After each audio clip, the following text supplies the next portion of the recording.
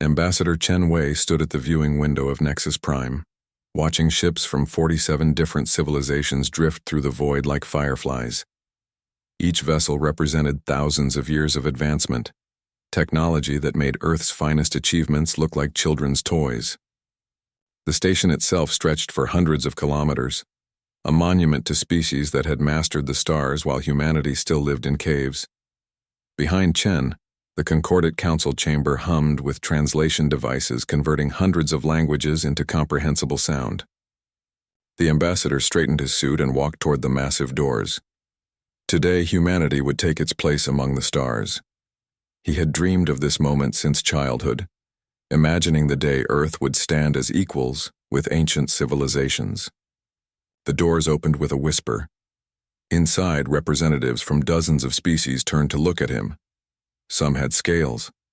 Others had feathers or skin that shifted colors. A few existed as clouds of gas contained in environmental suits. Chen recognized the Vrin delegate, a towering insectoid creature with compound eyes that caught every movement. Beside her sat the Kathrani War Premier, a reptilian being whose species dominated the Concordat's military forces. Ambassador Chen of Earth, the Arbiter announced. The Arbiter was a being of pure energy, ancient beyond measure, who maintained order in the Council. Please approach for evaluation and classification. Chen walked to the center of the chamber, acutely aware of dozens of eyes studying him. The evaluation process took 3 hours. Scanners analyzed human biology, psychology, technology, and culture. Questions came rapid-fire from council members. How long did humans live? What weapons did they possess? What was their philosophical framework? Had they achieved quantum computing, biological enhancement, consciousness transfer?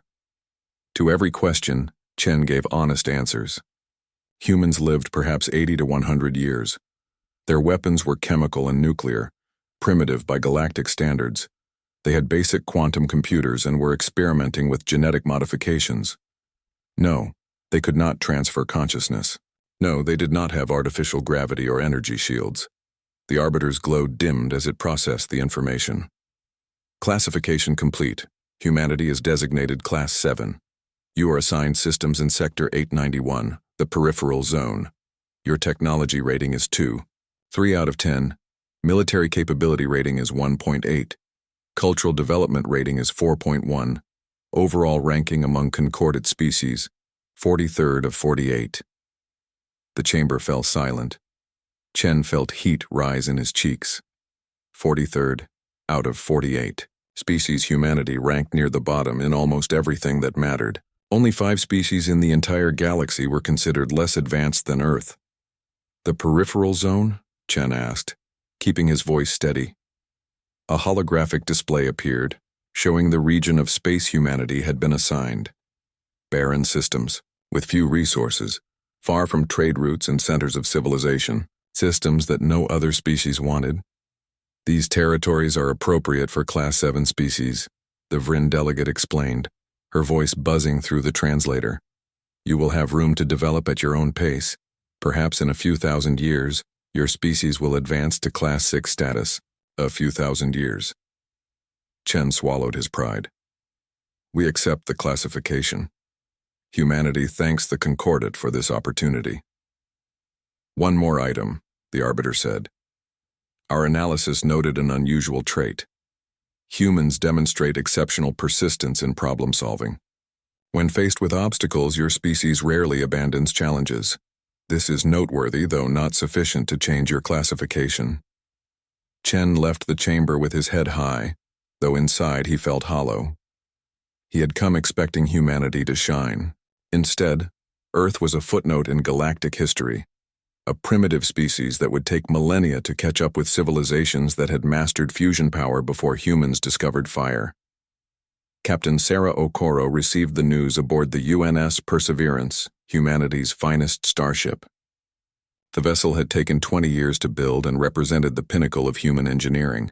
It could travel 5 times the speed of light and carried weapons that could crack a moon. We're 43rd, her first officer said quietly, reading the transmission. Out of 48. Sarah looked out at the Concordat patrol ship passing nearby. It moved with casual grace, its hull shimmering with energy shields that could shrug off anything the Perseverance could throw at it. The alien vessel was 3 times faster and probably operated by a crew of 5, while the Perseverance needed 200 humans to function. "Adjust course for Sector 891, Sarah ordered. "Let's see our new home." The peripheral zone was exactly as advertised. Dead systems with rocky planets and dim stars. A few asteroid belts offered mining opportunities, but nothing spectacular. The Concordat had given humanity the scraps, the leftovers that held no interest for species with better options. Over the following months, humanity began its integration into galactic society. Humans took jobs that more advanced species found beneath them. They worked in mines, extracting resources for Concordat industries. They served as manual laborers on construction projects. Some found work as curiosities, performing in entertainment districts where aliens paid to see the primitive species from Earth. Ambassador Chen established Earth's embassy on Nexus Prime, a modest facility tucked away in a forgotten corner of the station. He attended council meetings when humanity was mentioned, which happened rarely.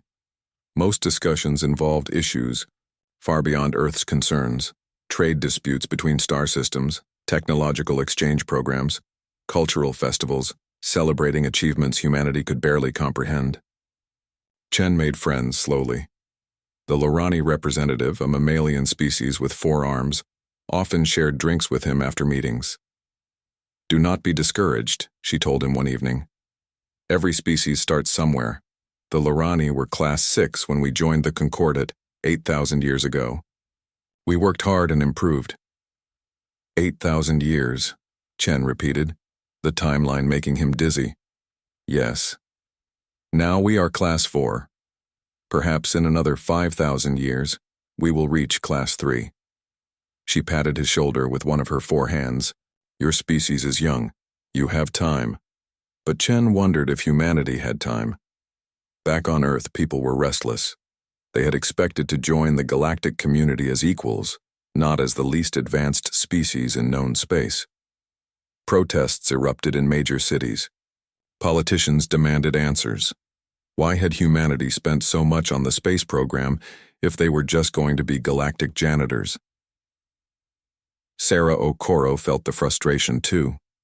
The Perseverance had been assigned patrol duties in the peripheral zone, watching over empty systems that no one cared about. Her crew was talented and eager, but they had nothing to do except watch asteroids drift and count the days until their tour ended. "Captain," her science officer called out one day, "I'm picking up something odd. Long-range sensors show unusual activity 3 sectors away." Sarah walked to the sensor station. The readings showed massive energy signatures unlike anything in the database. "What is that?" "Unknown." It appeared suddenly, like something jumped into our dimension. Multiple contacts, moving fast. They're heading toward Concordat space.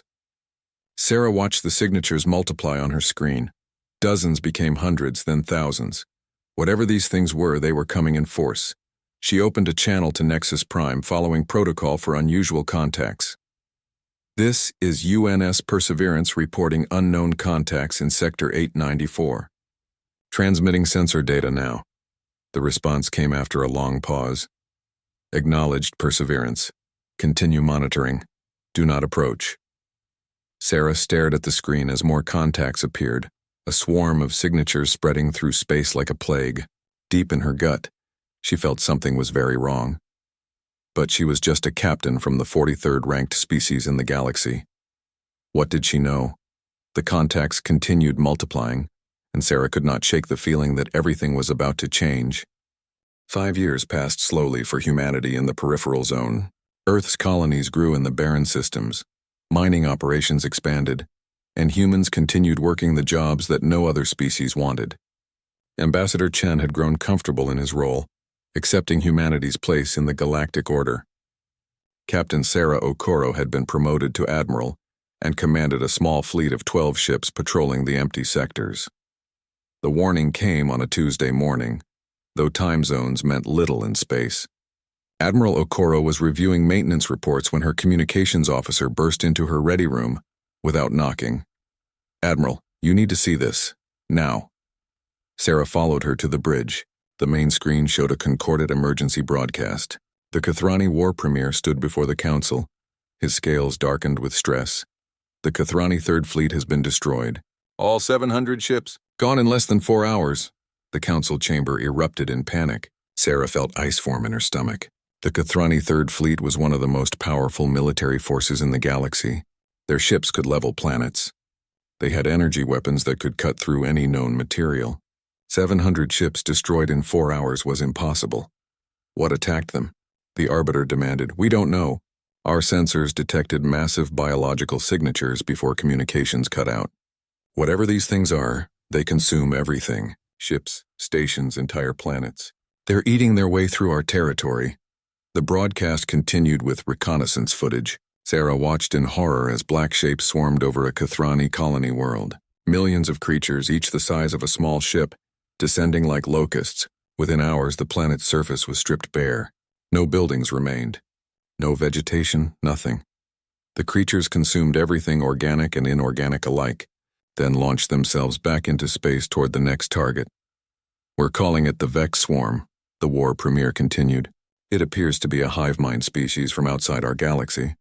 Every time we destroy one, the others learn from it. They adapt to our weapons instantly. Energy weapons, kinetic weapons, nuclear weapons, nothing works more than once. They're moving through our space at incredible speed, consuming everything in their path. Over the following weeks, the Concordate's finest species fell one by one. The Kathrani, despite their military might, lost system after system. The Vryn, with their advanced biotechnology, tried creating diseases to infect the swarm, but the creatures adapted within hours.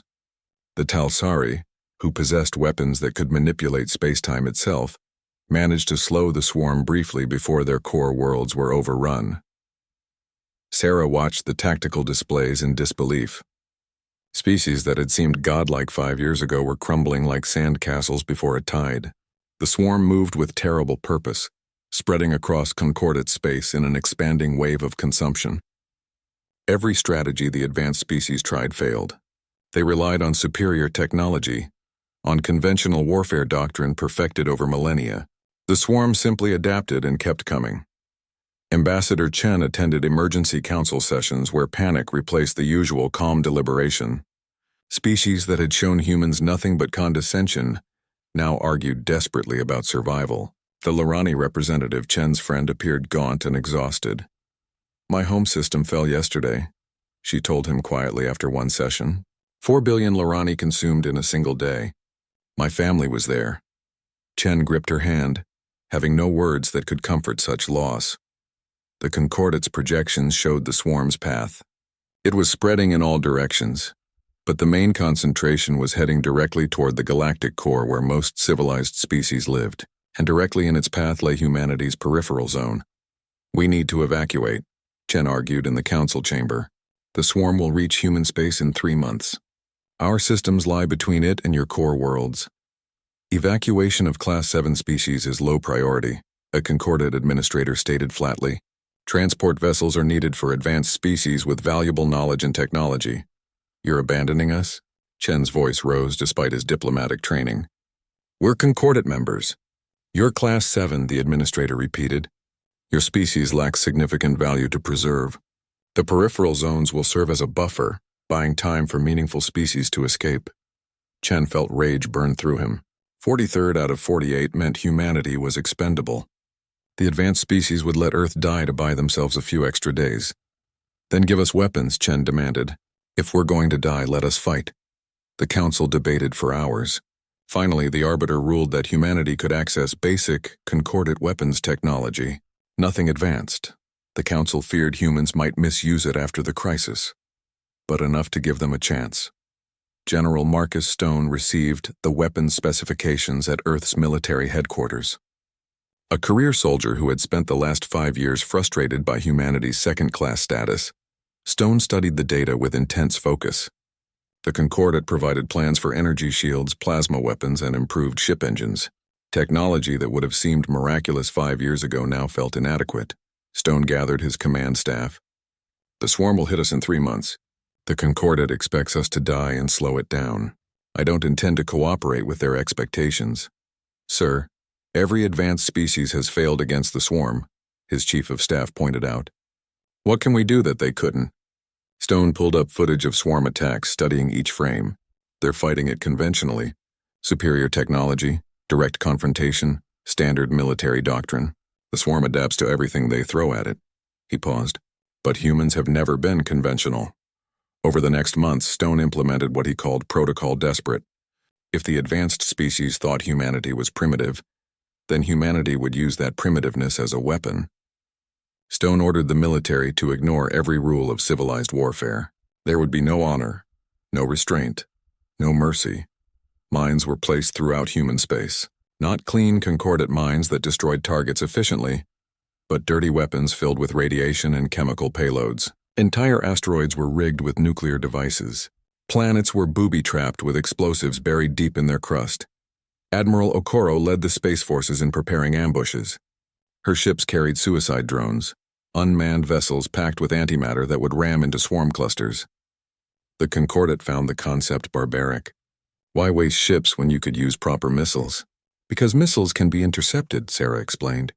A ship piloted by AI until the last second, then set to random evasive maneuvers, can't be stopped reliably.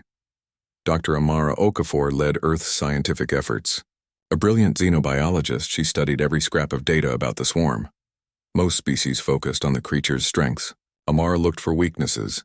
They're a hive mind, she explained to General Stone. Perfect coordination, instant adaptation. But there's something odd.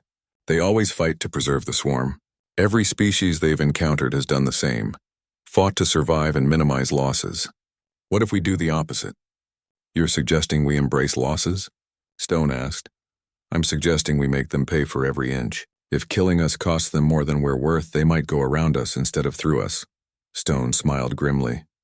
We make ourselves the most expensive meal in the galaxy. News of the coming swarm reached Earth's civilian population. Panic spread through the colonies. Some people demanded evacuation, but there was nowhere to run. Other Concordat species had made it clear that humans were not welcome in their territory. Earth was alone. Chen made a final broadcast to humanity. The Concordat has abandoned us. They expect us to die to buy them time. I say we show them what humanity is made of. We've been at the bottom since we joined the stars. They've called us primitive, backwards, worthless. Now they'll learn what primitive really means. We don't fight with honor. We don't fight with restraint. We fight to survive, whatever the cost. The message resonated across Earth and her colonies. Humanity had been humiliated for 5 years, treated as galactic janitors by species that now ran in terror. If this was the end, humans would go down fighting. The swarm reached the edge of human space on schedule. Millions of creatures, each hungry and unstoppable. Admiral Okoro watched from her flagship as the black tide approached. All ships, she broadcast. Make them remember us. The first battle began and space erupted in fire. The swarm hit humanity's outer colonies like a tidal wave. Admiral Sarah Okoro watched the tactical display as millions of creatures descended on New Hebrides, a mining colony with 15,000 humans. The planet's defense grid opened fire with everything available: missiles, plasma cannons, railguns. Thousands of swarm creatures died in the initial barrage. Then the rest adapted. Their carapaces shifted, reflecting energy weapons. Their flight patterns changed, dodging projectiles. Within minutes, they overwhelmed the defenses and descended on the colony. Sarah gave the order she had hoped to never give. Activate Protocol Scorch. On New Hebrides, nuclear devices buried in the colony's foundations detonated. The explosions vaporized everything. The swarm creatures, the colony, 15,000 humans who had volunteered to stay behind. The swarm had consumed the planet's population, but paid for it with hundreds of thousands of their own. They're still coming, her tactical officer reported. Swarm adjusting course toward New Hebrides' asteroid mining facilities. Let them, Sarah said coldly. Those asteroids are gifts. The swarm engulfed the mining stations, consuming the metal and equipment. Hidden nuclear charges detonated inside the asteroids, creating a chain reaction that destroyed millions more creatures. The swarm pulled back, reassessing. General Stone watched from Earth's command center. They're learning that everything we own is a trap. Good, make them afraid of us. The pattern repeated across human space. Every colony, every station, every resource became a weapon. The swarm learned to be cautious around human installations, but they still came. Their numbers seemed endless.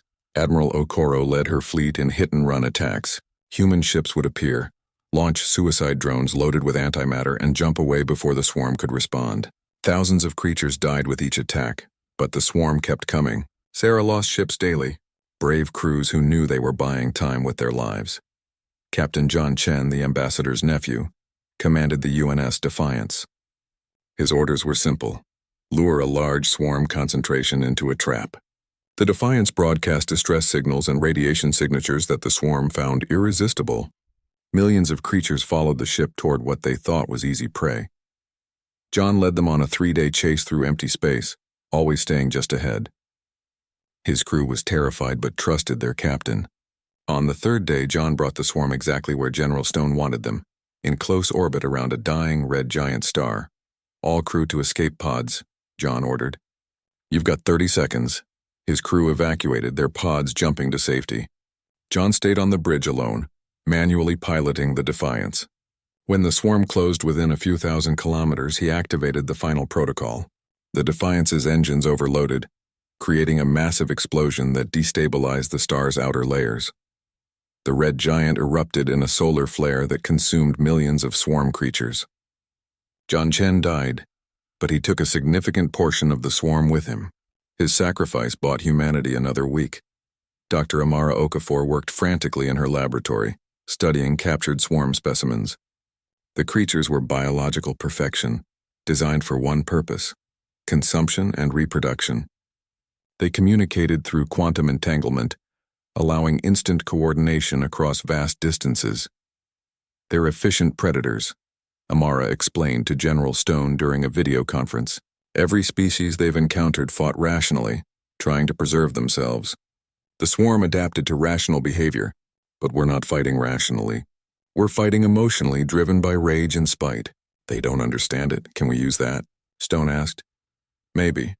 The swarm makes decisions based on cost-benefit analysis.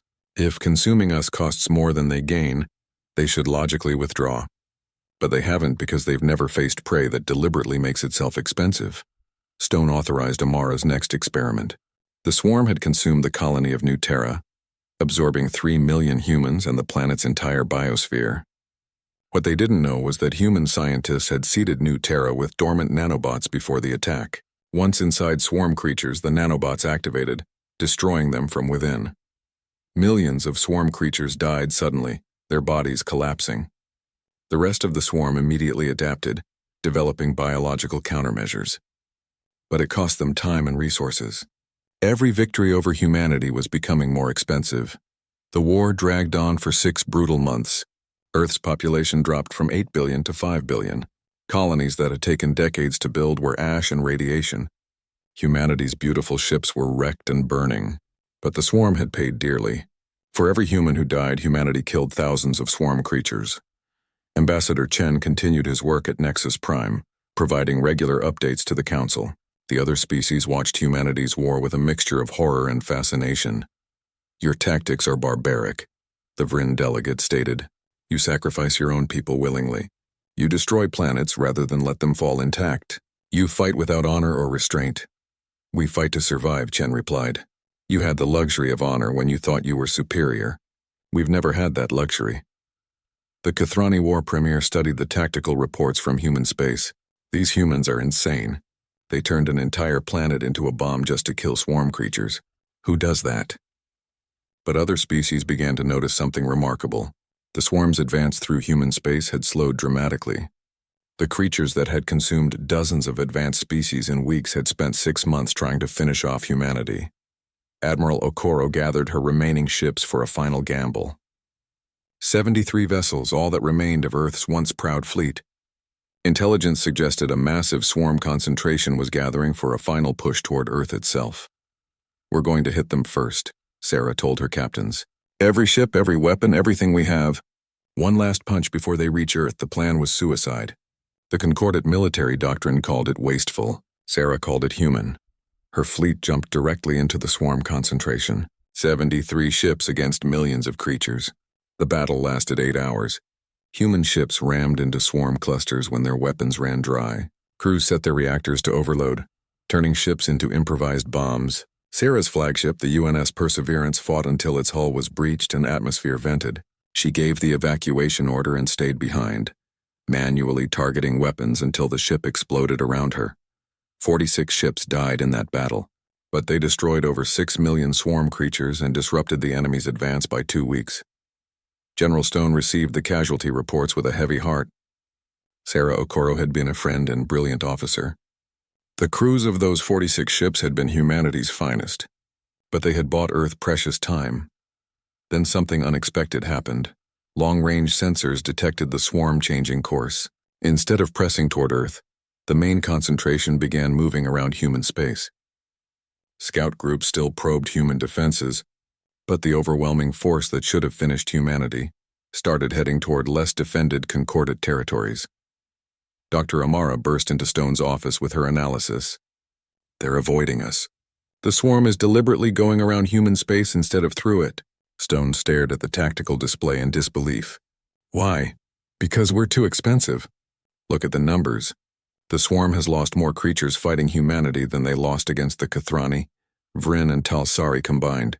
We're a Class 7 species that's killing them faster than species 10,000 years more advanced.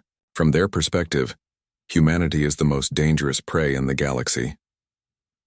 News of the swarm's course change spread through the Concordate like wildfire. The primitive humans, the species ranked 43rd out of 48, had done what no advanced civilization could manage. They made the swarm retreat. Ambassador Chen received an emergency summons to the council chamber. He arrived exhausted, having slept maybe 10 hours in the last month. The council was in full session, every species present. The arbiter's glow pulsed with what might have been respect. "Ambassador Chen, the Concordate Council acknowledges that humanity has achieved what we believed impossible.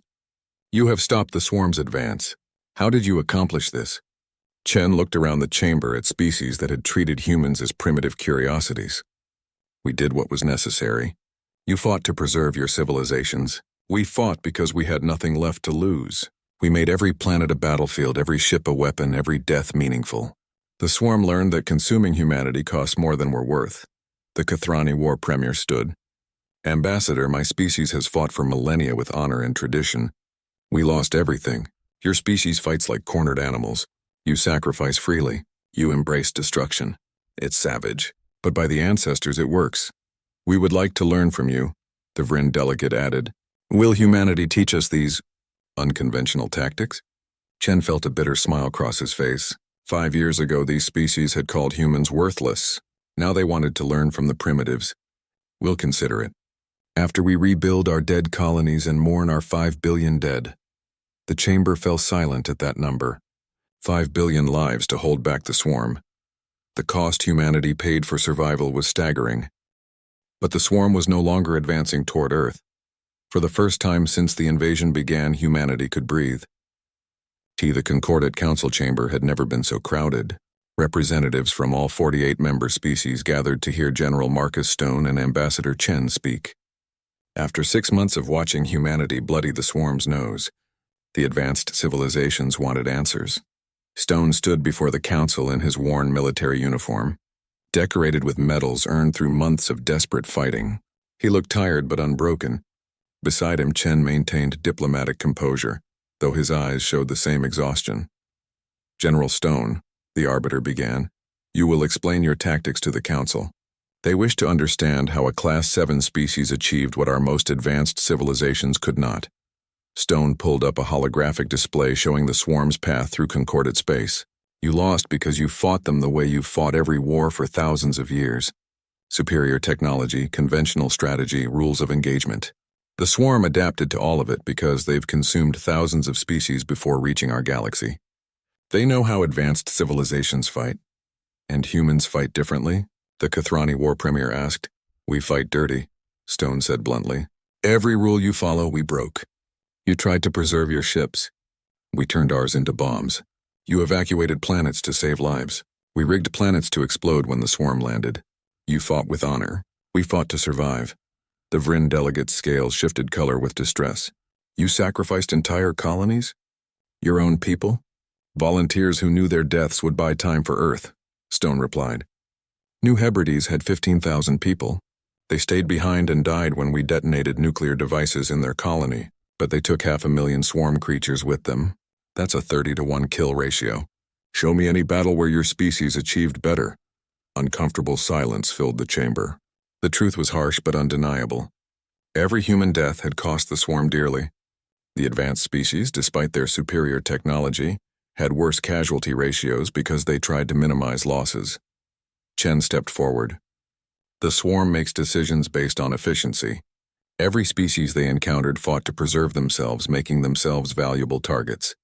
We did the opposite. We became poison. Consuming humanity cost the swarm more resources than they gained.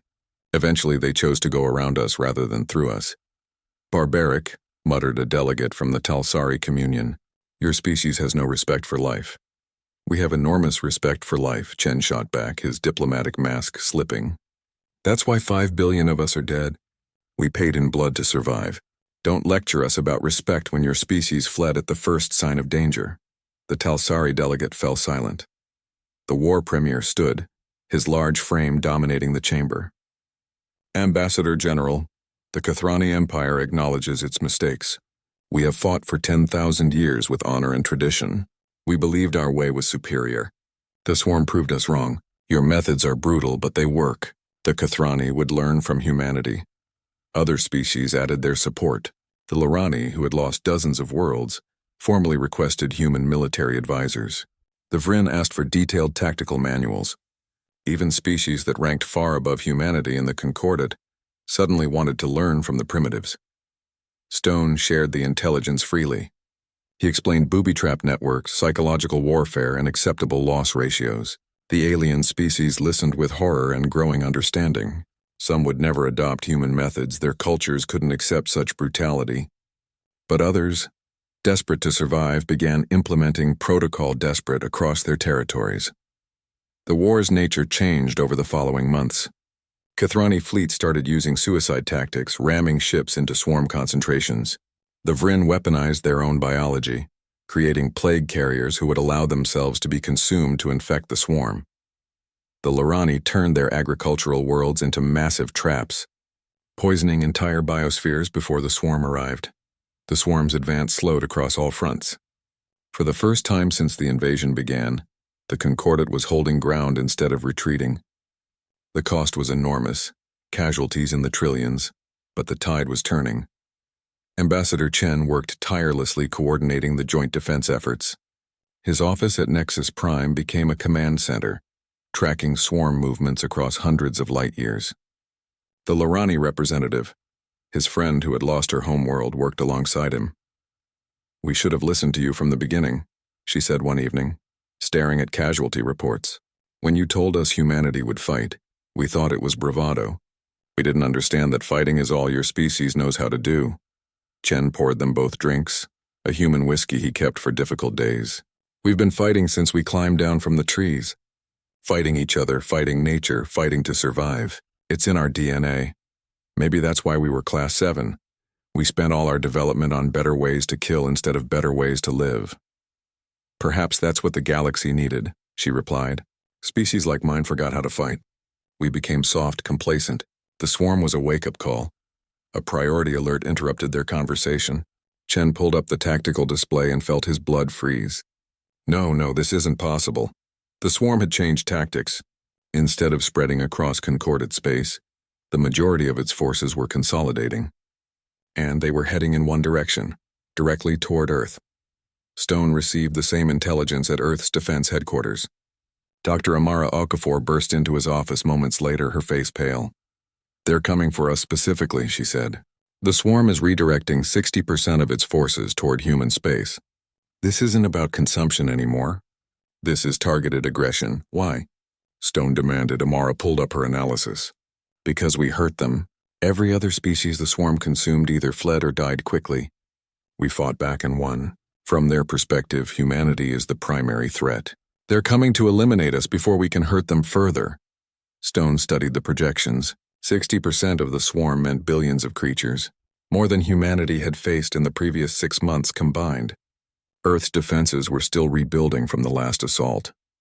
Colonies were shattered. The fleet was down to less than 100 ships. How long until they arrive? Stone asked. 3 weeks. Stone called an emergency meeting of Earth's military leadership. What remained of it anyway? So many brilliant officers had died in the last 6 months. Young captains now commanded fleets.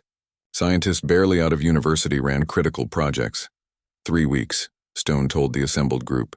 The swarm is coming with everything they have. They want to make an example of us to show the galaxy that fighting back means annihilation. Can we survive? Someone asked. Honestly? Probably not. But we'll make them pay for every meter, and we'll buy the rest of the Concordat time to prepare. Stone pulled up Earth's defensive plans. We activate Endgame Protocol. Endgame Protocol was the final defense plan, created in the war's early days when defeat seemed certain. Every weapon humanity possessed would be deployed around Earth. Every ship, every satellite, every orbital station would become part of an integrated defensive network. Earth itself would become a fortress. We'll also need to evacuate non-essential personnel, Stone continued. Children, elderly, anyone who can't fight. The Concordat has agreed to accept human refugees in their core territories. Since when do they care about humans? A colonel asked bitterly. Since we proved we're worth caring about, Stone replied. We're not Class 7 anymore in their eyes. We're the species that made the swarm bleed. News of the coming assault spread across Earth. Panic was expected but didn't materialize. Instead, humanity responded with grim determination. Families said goodbye as children evacuated on Concordat transport ships. Volunteers lined up to join the defense forces. Factories worked around the clock producing weapons, ammunition, and ships. Ambassador Chen addressed the Concordat Council one final time before returning to Earth. The swarm is coming for my home. They're coming because we dared to fight back, because we showed the galaxy that even primitives can defeat gods. I'm going home to stand with my people, but I want the Council to remember something. When the swarm came for you, you ran or died. When they came for humanity, we made them bleed. And when they come for us this time, we'll make them remember why they should have stayed in their own galaxy. He left Nexus Prime aboard a human transport, heading home for the final battle. The war premier watched him go. The humans are either the bravest species in the galaxy or the most foolish. Perhaps both, the Arbiter observed. But they have taught us something valuable. Survival sometimes requires sacrifice. Honor sometimes requires brutality. And weakness is often a matter of perspective. Across human space, the final preparations began. Earth's moon was transformed into a weapons platform. Asteroids were positioned in orbital paths, ready to be launched at the swarm. The sun itself was rigged with devices that could trigger solar flares on command. Every human who could hold a weapon was armed and ready. General Stone stood in Earth's command center, looking at the blue planet on his display. 5 billion humans had already died defending it. Soon, billions more might join them. But Earth would not. The swarm arrived at the edge of Earth's solar system like a dark nebula blotting out the stars. Billions of creatures, each driven by a singular purpose: destroy humanity. Long-range sensors could barely count them all. The fleet that had consumed dozens of advanced civilizations was now focused entirely on one Class 7 species that had dared to resist.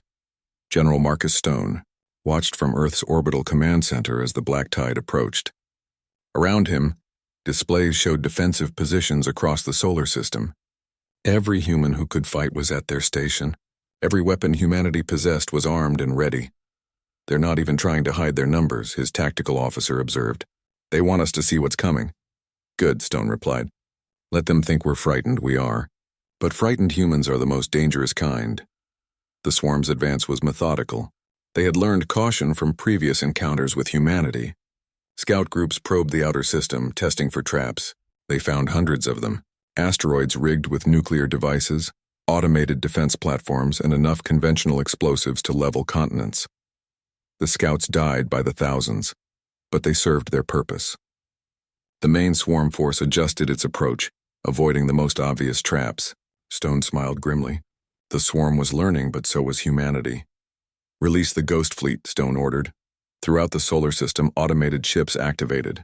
These vessels looked identical to human warships on sensors but carried no crews.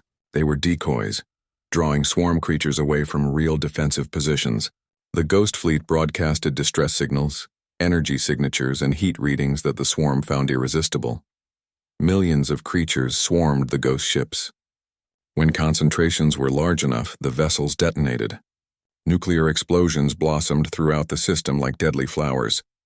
The swarm lost millions more, but they kept coming. For every creature that died, 10 more took its place. The defensive perimeter began collapsing under sheer weight of numbers. Ambassador Chen stood on Earth's surface, watching the battle unfold in the night sky. Explosions flickered like distant lightning. He had refused evacuation, choosing to stand with his people. Beside him stood Dr. Amara Okafor, who had also declined a seat on the last transport. "We're not going to win this," Amara said quietly. "No," Chen agreed, "but we're going to make them remember us." The swarm reached Mars and consumed it in 3 days. The red planet's automated defenses killed millions of creatures, but it wasn't enough. Mars became a dead rock, stripped of everything, even its thin atmosphere. The swarm moved toward Earth. They had learned to expect traps and fought cautiously. But they hadn't expected the scale of humanity's final defense. Earth's moon opened fire. Thousands of weapons platforms hidden beneath the lunar surface activated simultaneously. Railguns, plasma cannons, and missile batteries turned the moon into a massive fortress. The swarm creatures died in waves, but they adapted quickly, changing their approach vectors and developing countermeasures. Captain Elizabeth Park commanded the lunar defenses. She had been a lieutenant 6 months ago, but the war had promoted her quickly through brutal attrition. Now she orchestrated the moon's defense with cold precision. "North sector is being overwhelmed," her second reported. "They're landing in force. Collapse that sector. Detonate all charges," Elizabeth ordered without hesitation. A quarter of the moon's surface erupted in nuclear fire. The explosions killed millions of swarm creatures and created debris fields that destroyed millions more. But it also meant losing the north sector's defensive positions. The swarm learned from each exchange. They started targeting the moon's weapons platform specifically, sacrificing creatures to eliminate humanity's defenses. Elizabeth watched her defensive network collapse piece by piece. When only a dozen platforms remained operational, she gave her final order. "All personnel evacuate to Earth. I'm initiating lunar core destabilization." Her crew protested but followed orders. Elizabeth stayed behind, manually entering the override codes that would trigger humanity's most desperate weapon. Deep in the moon's core, experimental devices activated. They had been designed as mining tools meant to extract resources from planetary cores. Now they served a different purpose. Elizabeth watched the swarm descend on the lunar surface through her window. Millions of creatures, certain of victory. She pressed the final button and closed her eyes. The moon exploded, not a surface explosion, but a complete core disruption that shattered the moon into billions of fragments. The explosion consumed everyone on the lunar surface. Elizabeth Park, her remaining crew, and tens of millions of swarm creatures. The debris spread through space at tremendous velocity, destroying millions more. On Earth, the destruction of the moon was visible even during daylight. Chen felt tears on his face as he watched humanity's ancient companion die. But the sacrifice bought Earth crucial time. The swarm regrouped and pressed forward. They reached Earth's orbital space where the real defenses waited. Every satellite, every station, every ship had been integrated into a single defensive network. Admiral William Hart, who had assumed command after Sarah Okoro's death, coordinated the defense. "All ships activate Protocol Razor," Hart broadcast. The human fleet, less than 80 ships scattered across Earth's orbit. They moved in seemingly random patterns, but each ship was part of a calculated dance. The swarm pursued them and walked directly into the trap. Hidden throughout Earth's orbit were thousands of tungsten rods, each weighing several tons. Simple, primitive weapons that the Concordat would have dismissed. But traveling at orbital velocity, they were devastating. The rods fell like rain, tearing through swarm creatures by the millions. The creatures adapted quickly, learning to dodge the kinetic weapons, but not before suffering catastrophic losses. Hart's flagship took heavy damage as swarm creatures surrounded it. The hull breached, atmosphere venting into space. He ordered his crew to abandon ship and stayed behind to manually control the vessel's final moments. The flagship crashed into a dense swarm concentration, its reactors overloading and creating a plasma explosion that obliterated everything within 100 kilometers. The swarm adapted to every defense. They learned to avoid kinetic weapons, ignore decoys, and counter human tactics. Their numbers seemed endless. For every million that died, millions more took their place. Slowly, inevitably, they pushed toward Earth's atmosphere. General Stone activated Endgame Protocol's final phase. Deploy the solar lances. Around Earth's sun, devices that had taken years to build and position activated. They were humanity's most ambitious weapons, capable of directing solar energy into concentrated beams. The sun itself became humanity's gun. Massive solar flares erupted, guided by the Lance network. Streams of superheated plasma, each thousands of kilometers long, swept through space. The swarm creatures in their path simply ceased to exist, vaporized instantly. Billions died in seconds, but the solar lances could only fire for limited periods. The energy requirements were massive, and the devices burned out after a few shots. When the lances fell silent, the swarm continued its advance. They had paid a terrible price, but they were still coming. Dr. Amara Okafor watched from her laboratory as the swarm entered Earth's atmosphere. Her life's work sat before her, a nanite virus designed specifically to attack the swarm's quantum communication system. She had worked on it for months, knowing it might be humanity's last hope. The nanites were simple in concept but devastating in effect. They would infiltrate the swarm's biological systems and corrupt the quantum entanglement that allowed the creatures to function as a hive mind. Without coordination, the swarm would collapse into chaos, but delivering the weapon was the challenge. The nanites needed to reach the swarm's central consciousness, wherever that existed. Amara had built a delivery system, but it required someone to travel through a wormhole directly into the swarm's home galaxy. "A suicide mission, I'll take it," said a voice behind her. Captain James Rodriguez, one of the few surviving pilots, stood in the doorway. "My ship is fast and small. I can make it through."